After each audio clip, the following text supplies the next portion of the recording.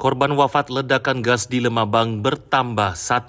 Jumlah korban wafat akibat ledakan tabung gas di Jalan Ratu Sianum, Lorong Nepos, 3 Ilir, Palembang bertambah menjadi 3 orang. Setelah Umi wafat pada Minggu malam 1 Februari akibat luka bakar usai dirawat di ruang ICU Rumah Sakit Pelabuhan Bom Baru. Umi merupakan tetangga Dewi Rohayati, istri pemilik rumah yang sebelumnya wafat bersama Murni, asisten rumah tangga dengan luka bakar parah. Ledakan yang terjadi pada Sabtu 31 Januari sekitar pukul 1:30 siang itu dipicu kebocoran tabung gas saat korban dan warga lainnya memasak untuk sedekah ruah, menyebabkan 9 orang mengalami luka bakar, terdiri dari 7 orang dewasa dan 2 balita, sementara 6 korban lainnya masih menjalani perawatan intensif di rumah sakit. Untuk berita selengkapnya, klik sripoko.com. Saksikan Saksi Kata hanya di YouTube Sri Poko TV.